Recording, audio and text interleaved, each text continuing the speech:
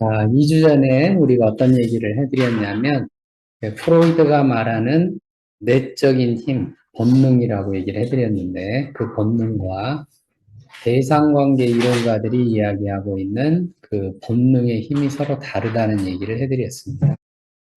프로이드는 이런 내적인 힘이 있어서 그게 본능인데, 그 인스팅트라고 얘기해드렸죠. 그 힘이 환상을 만들어낸다라고 이야기를 했어요. 그래서 사실 환상이라는 개념은 프로이드가 처음 쓴 개념입니다.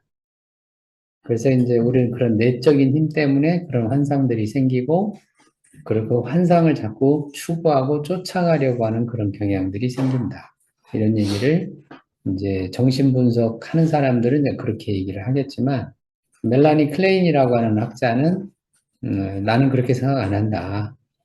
오히려 관계가 내적인 힘을 만들어내고, 즉, 관계가 오히려 인스팅트를 만들어낸다라고 멜라니 클라인은 반대로 얘기를 하죠.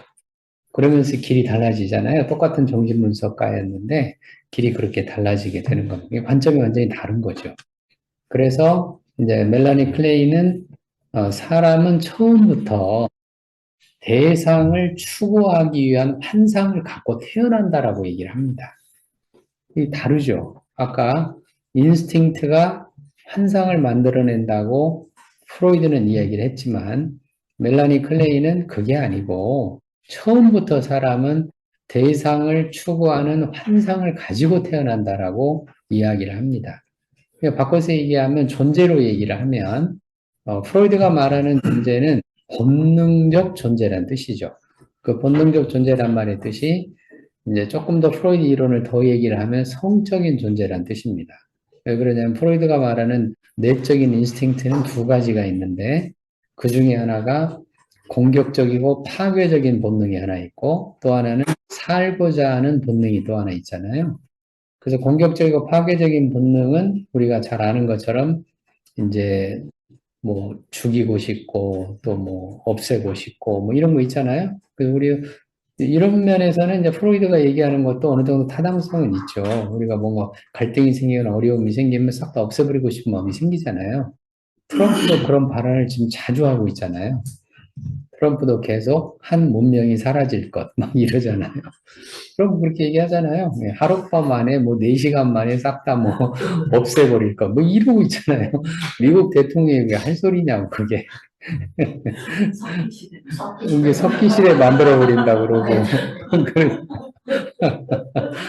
그러니까 이게 공격성이잖아요. 이런 공격성들이 우리 안에 있다. 이게 이제 프로이드가 말하는 본능 중에 하나잖아요. 그런가 하면 또 하나의 본능은 리비도라고 얘기를 하고 있잖아요. 그래서 리비도라고 하는 본능이 있어서 이건 성적 에너지잖아요. 그 성적인 에너지, 그 성적인 욕구를 충족하려고 하는 그런 에너지가 있다.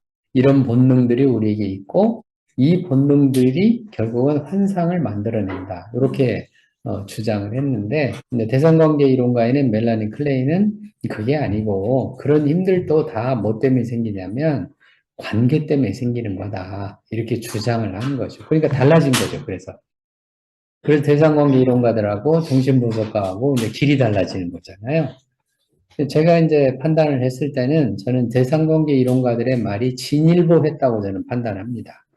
판단하고 프로이드가 말하는 본능적인 요소도 분명히 중요한 주제인 거는 맞지만 그러나 관계적 본능이죠. 이거는 관계적 본능이잖아요. 쉽게 말해서 존재로 얘기하면 이제 관계적 존재라는 뜻이죠. 존재가 달라지잖아요. 프로이드는 본능적 존재라고 얘기했지만 대상관계 이론가들은 관계적 존재라고 이야기를 합니다. 그렇게 해서 이제 서로 존재에 대한 인식, 존재에 대한 이해가 그렇게 달라지게 되는 거죠. 달라지게 되면 이제 그게 바로 학파가 형성되는 거잖아요. 그래서 이제 본능 쪽을 믿으면 정신분석 학파가 되는 거고, 관계 쪽을 믿으면 대상관계 학파가 되는 거고, 이렇게 학파가 달라지는 거예요. 서로 타협이 안 되니까, 그거는 서로. 타협이 안 되면 평행선을 가는 거예요. 그래서 각각 이론으로 그냥 남아있는 거죠. 남아있고, 그럼 어느 이론이 더 맞냐. 이런 거는 이제 나중에 우리가 계속 더 살면서 학자들이 더 연구하면서 또 적용하면서 이게 생겨나는 현상들이니까 이제 그렇게 가는 거죠. 근데 저는 어느 쪽에다 한 표를 두는 사람이냐면 관계 쪽에 한 표를 두는 사람입니다. 왜 그러냐면 이거는 이제 조금 더 이제 더 영적으로 가보게 되면 영적인 측면으로 보면 제가 지난번에도 그 얘기 해드렸잖아요. 우리는 원래 뭐였다? 하나였다. 그 얘기를 해드렸잖아요. 우리가 지금 여러 명이 이렇게 살고 있는 것 같지만 사실은 우리가 하나다. 여럿이 아니다. 그래서 우리는 좋아하기만 하면 뭐 하려고 한다? 붙으려고 한다. 붙어가지고 우리는 어떻게 하려면 니꺼 내꺼 없게 하려고 한다. 이런 얘기 해드렸잖아요. 근데 우리가 좋아하는 마음이 강해지면 강해질수록 니꺼 내꺼 구분이 없어지잖아요. 그래서 부부를 매촌이라고 해요. 무촌이라고 하잖아요. 촌수가 없잖아요. 니꺼 내꺼. 물론 싸우면 금방 또 남이 되긴 하지만 남이 되긴 하지만 일단 좋아하고 있고 사랑하는 한 둘이는 무촌이다.